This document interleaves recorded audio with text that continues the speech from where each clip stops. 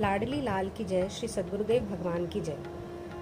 राधा बाबा द्वारा लिखी गई पुस्तक आस्तिकता की आधारशिलाएं। अब आगे जो भी परिस्थिति उत्पन्न हो उसमें हम श्री कृष्ण को लाकर बैठा दें। जो भी परिस्थिति उत्पन्न हो उसमें हम श्री कृष्ण को लाकर बैठा दें और उन पर ही उस परिस्थिति का भार सौंप दें, तो परिणाम यह होगा कि उस परिस्थिति में यथोचित प्रकाश अवश्य अवश्य अवश्य मिल ही जाएगा।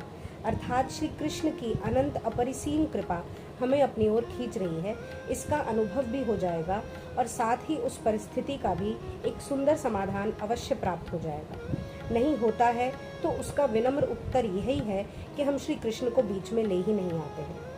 कोई भी विषम परिस्थिति हमारे सामने उपस्थित हुई हो, यदि सचमुच सचमुच हम श्री कृष्ण को बीच में ला रहे हों, तो उसका परिणाम यह निश्चित होगा कि उस परिस्थिति की तो हम विस्मृति ही हो जाएगी, साथ ही मन बुद्धि चित्त में मात्र श्री कृष्ण का ही अस्तित्व छा जाएगा और थोड़े देर बाद हो सकता है 1 दिन बाद 2 दिन बाद हमारा जब उसकी ओर से मन हटेगा तो हमें भान यह होगा कि उस परिस्थिति का समाधान बड़े सुंदर ढंग से हो गया है और तत्क्षण यह भी भान हो जाएगा कि सचमुच सचमुच श्री कृष्ण हमें अपनी ओर खींच रहे हैं।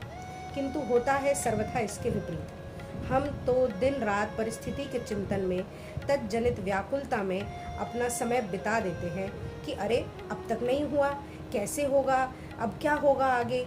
मानो भगवान को ज्ञान ही नहीं है कि कब क्या कैसे करना चाहिए। यहाँ तो सरल विश्वास के साथ जब एक बार कह दिया तो दूसरी बार कहने की आवश्यकता ही नहीं है। हमारा मन केंद्रित हो जाना चाहिए केवल हमारी श्री जी की ओर। जिसको भार सौंप दिया वह जाने, हम क्यों चिंता करें। बिगड़े या बने हमें क्या मतलब। यह नितांत सत्य है कि आज तक जो अपना भार श्री कृष्ण पर छोड़ चुका है, उसको उस दरबार से कभी निराशा नहीं मिली है, नहीं मिली और नहीं मिलेगी। निराशा तो उसे ही मिलती है और मिलेगी जो भगवान पर ना छोड़कर उस परिस्थिति पर अपना मन केंद्रित किए हुए है और झूठ मूठ कह रहा है कि मैंने अपना सब भार भगवान पर छोड़ रखा है। विभिन्न परिस्थितियों को उत्पन्न कर भगवान हमें इस लायक बना रहे हैं कि हम धूल बन जाएं। जीवन के विभिन्न स्तरों पर हमने ना जाने कितने अनुभव किए होंगे। किसी बार सुख, किसी बार दुख उनका परिणाम हुआ होगा, पर वे स्थायी नहीं बन सके। जो दुखद परिणाम हुए वे विस्मृति के गर्भ में चले गए और जो सुखद परिणाम हुए वे 2-4 नए अभावों की सृष्टि कर गए, नए दुख के बीज बो गए और हम ज्यों के त्यों सुख दुख के झूले में आज तक झूलते रह गए। हमको इस झूले पर से उतरना पड़ेगा। भगवान की अनंत अपरिसीम कृपा का समुद्र लहराकर अनेक बार हमें स्नान करा चुका और मानो कृपा ने मुहर लगा दी कि अब हमें उसमें मिल ही जाना पड़ेगा।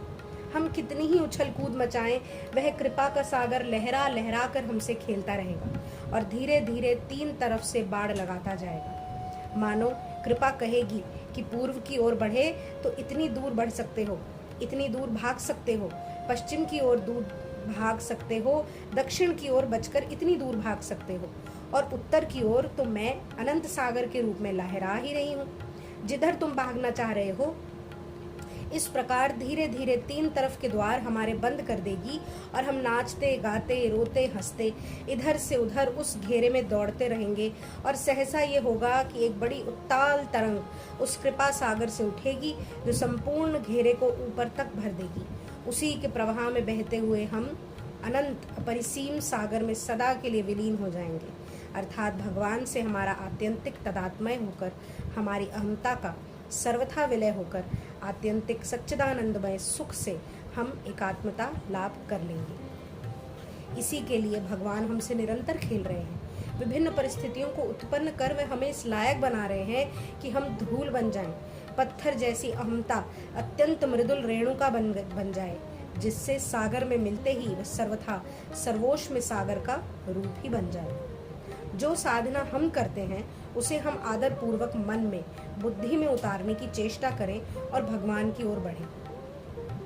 मनुष्य के मन में विचारों की एक लहर चलती रहती है, एक के पीछे एक बिल्कुल जुड़ी हुई। जो ऊंचे साधक होते हैं उनका मन शांत रहता है, स्फुरना से रहित।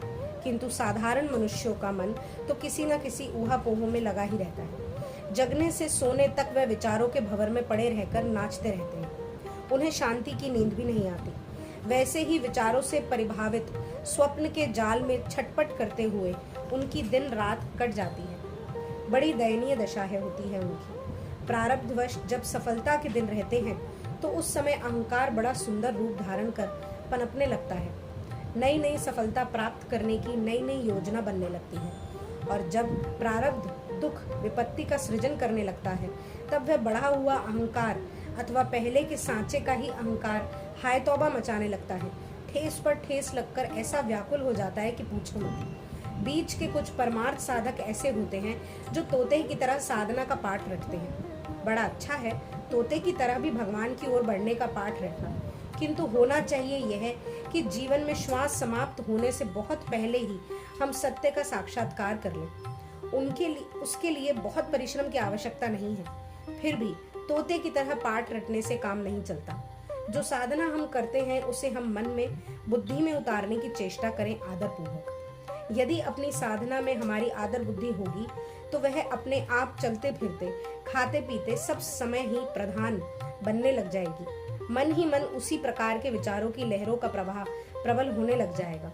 बाहर की चेष्टा भी अभ्यासवश जैसी होनी चाहिए होती रहेगी और भीतर भगवान के विराजने का सुंदर स्थान निर्मित होता रहेगा। पर यदि साधना में आदर बुद्धि नहीं रहेगी तो फिर वह साधना तोते का पाठ ही रहेगी। जहां हमने निश्चय कर लिया कि हमें तो अपनी परमार्थ साधना को सबसे अधिक आदर का स्थान देना है, कि बस भगवान की कृपा ही, भगवान की अनंत अपरिसीम कृपा ही, अहेतु की कृपा ही शेष सब काम कर देगी। विश्वास करें, हमको फिर आगे कुछ भी नहीं करना पड़ेगा। भगवान की कृपा से ही सब कुछ अपने आप होकर ही रहेगा। हमने अभी अनुभव ही नहीं किया कि भगवान की कृपा कैसे अद्भुत वस्तु होती है, इसलिए हमारी आंखों में कभी कभी दुख के आंसू आ ही जाते हैं। हमें चाहिए यह कि हम यह निश्चय कर लें कि जो भी साधना हम करेंगे उसे मन लगाकर करेंगे, सबसे अधिक आदर उसी को देंगे और भगवान की कृपा का आश्रय लेकर भारी से भारी दुख के अवसर पर आंसू न बहाकर भगवान की ओर देखेंगे। फिर हम देखें कि क्या होता है। जिस क्षण इस निश्चय के साथ हम साधना के पथ पर भगवत कृपा के भरोसे पूरे उत्साह में भरकर पहला कदम बढ़ाया कि भगवत कृपा का परिचय हमें मिलकर ही रहेगा। ऐसा इसलिए कि करुणा वरुणालय भगवान हमारे साथ ही हैं, अनंत अपरिसीम शक्ति लिए हुए हमारी सहायता के लिए तैयार खड़े हैं। उन्हें पूरा पूरा पता है सभी बातों का और वे हमारे अपने से अपने हैं। वे खुशामद के टट्टू नहीं हैं जो प्रतीक्षा करें कि यह मेरी खुशामद करे तभी मैं इसकी सहायता करूंगा।